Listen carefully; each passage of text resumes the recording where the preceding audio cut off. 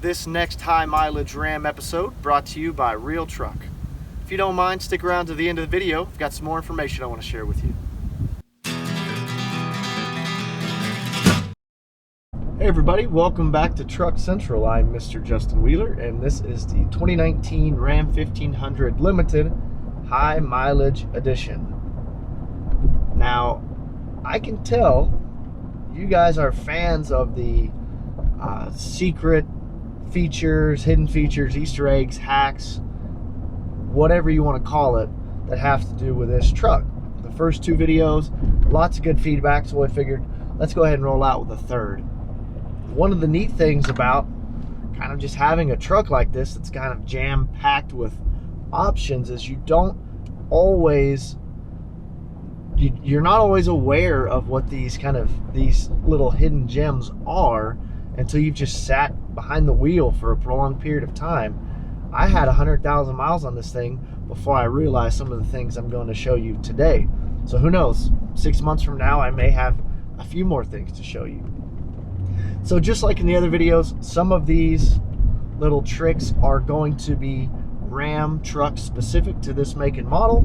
Some of these little tricks are going to be broader, that encompass not just Rams, but maybe all Dodge kind of type vehicles, Mopar vehicles, or even some other makes and models. I'm pretty sure one of these things I'm going to show you will apply for Chevys and Fords as well. So this isn't just a Ram video, this is just a general truck video with some Ram specifics.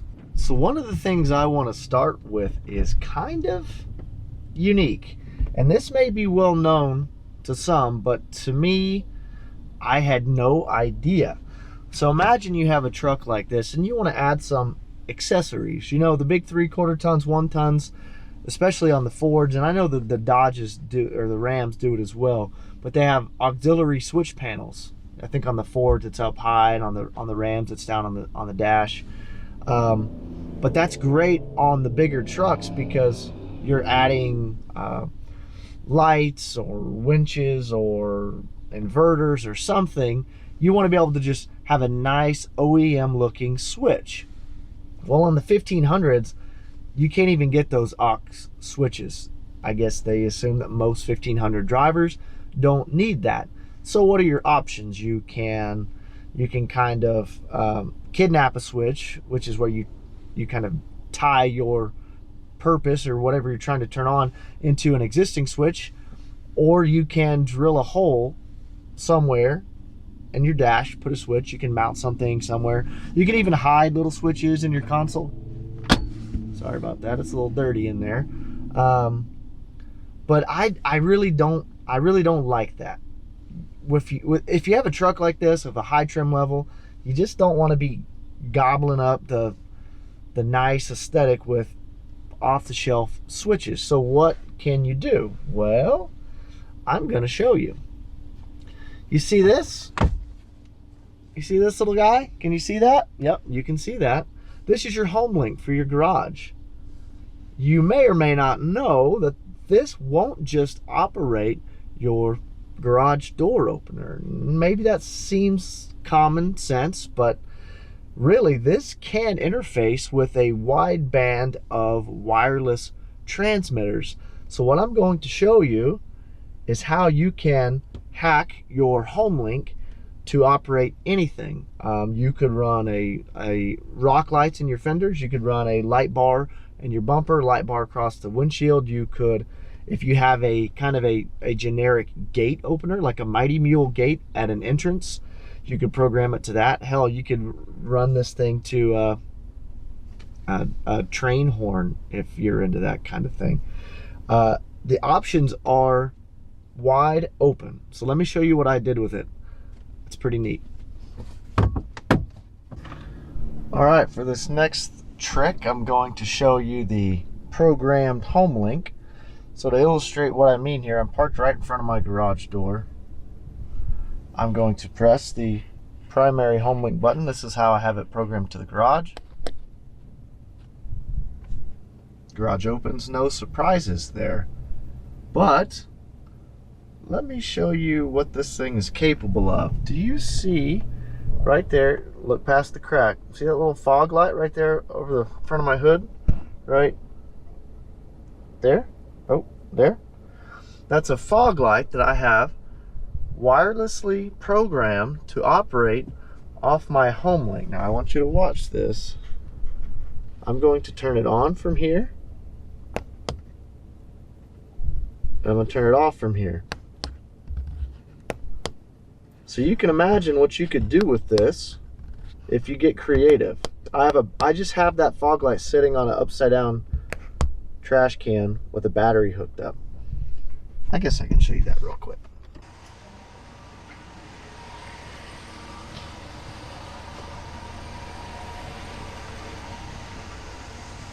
So I'm going to take you behind the scenes here a little bit and show you how this works. This is a Fimco wireless transmitter, part number 7771938. Essentially how this works is it comes with a remote, and it's just an on-off remote, and that communicates to this device. Now this device is essentially a relay. You bring power in, as you can see here, and power out. So you would hook this to the battery, which I had done, and then your power out will go to whatever piece of hardware you want to run. And when you want it to turn on, you hit on. You would turn it off, you hit off. But this can be wirelessly connected to your Homelink the same way you program your garage door opener. So you hold the Homelink button down when it starts to blink, then you hold the Homelink button down and the on button down at the same time. Then it's paired, and then you do the same thing with the off button. And then your Homelink just replaces this keychain remote. That's all there is to it. Alright, I went ahead and wired up the battery just to kind of show you guys how the remote works. I know you saw it in the truck. On, off. And that's effectively exactly what you're doing in the truck. And these things aren't expensive. You get them on Amazon. We'll leave a link in case anybody else is interested. So that's just an idea. I'm curious what else you guys think could be a good use case for the wireless transmitter and the Homelink buttons. Let me know what you think. All right, so the next little tip slash trick I'm going to show you is how to disable the seatbelt chime. If you have ever driven without your seatbelt on, you know exactly what I'm talking about. There are sensors that detect whether or not you are clicked in, and if you're not, the truck will chime at you constantly, and it's super annoying. So in order to bypass this, buckle up, go to the run position, which is pushing the button twice without the brake pedal depressed, and that puts you in the run position. Once you're in the run position, you need to unclick, click, unclick, click, unclick, click, and then do you hear that beep? That means it took it. Then you turn the truck back off, and from now on it is seatbelt chime disabled mode. Let's test that out.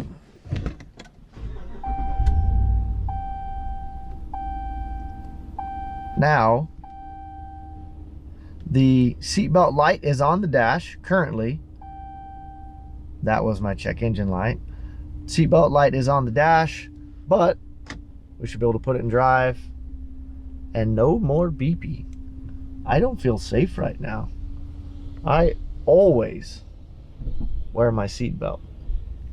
No exceptions. But no beep. There you go. What do you think of this view? This is a little different. The full glass roof is fantastic for mounting suction cup camera mount things. I suppose that's a hack in of itself, right? If you are a content creator, use your sunroof to get interesting shots. So this next little tip trick is involves the cruise controls. This is for the adaptive and non-adaptive cruise control, I believe.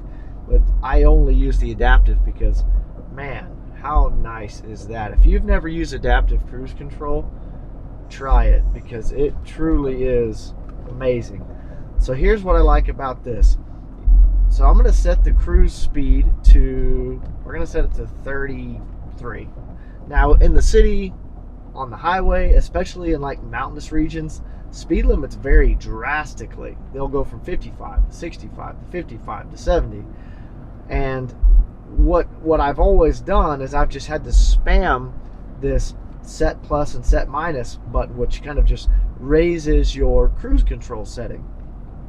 Well, I've recently discovered that you can long press these buttons and jump in increments of 5.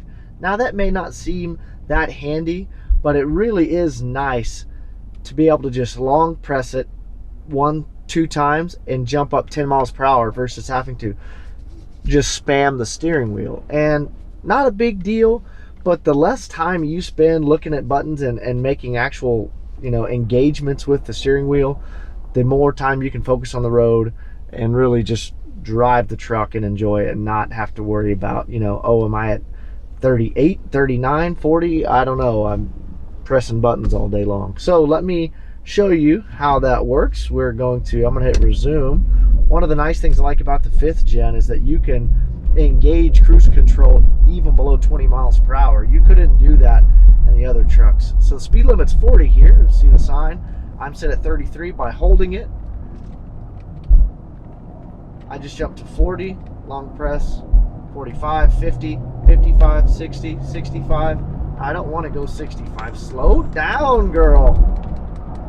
See, I just had to spam it, but if I slow down very quickly by long pressing it. So that was kind of a bad example of how that's supposed to work, but it shows you that if you are speeding with cruise control on by a significant amount by just holding the set minus button down, it dropped me from 60 to 25 in a matter of seconds.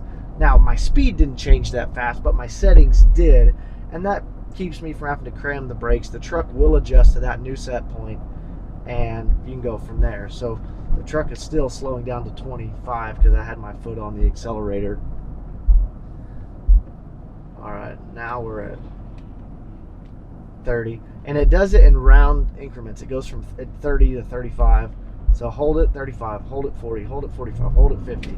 So you just got to press and hold, and it'll jump by 5s to the speed you want. Same thing on the way down. So neat little hack I didn't realize was a thing until later. And then you can fine tune if you want by doing the normal pressing, which is what was common before. So try that out, see if that's helpful to you. And for my last trick, I do something that I've been wanting to try for a long time. Oh yeah.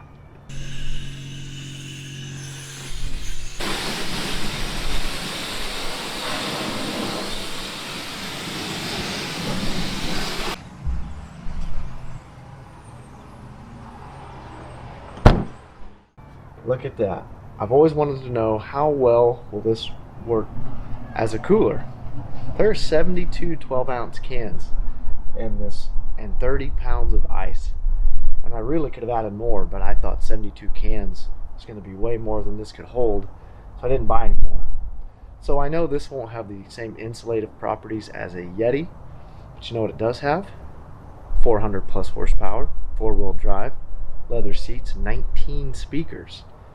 So if you're going on a one-day camping trip, a tailgate, a barbecue, man, this thing is so handy. So don't know how long the ice will last, but if it's a one-day trip, 72 cans in one go. Nicely done, Ram. Hey guys, I hope you enjoyed that video. Just wanted to take a quick second to say Merry Christmas. I hope you've all got some nice truck parts waiting for you under the tree. If you don't, you can always go to realtruck.com and just buy yourself what you want. I do want to say thanks to Real Truck. They did provide the intake, the spacers, and the tuner that we made videos on in the past. We will put product links in the description as well as links to the installation videos. So if you want to see that, feel free. We also have a link to the playlist that you can see all the truck content that we've made on this 5th gen half ton. We've got a very wide variety of information, probably the most comprehensive 5th gen playlist on YouTube. Could be wrong, but we've got a lot. As always, guys, leave a comment if you'd like. Merry Christmas, and thanks for watching.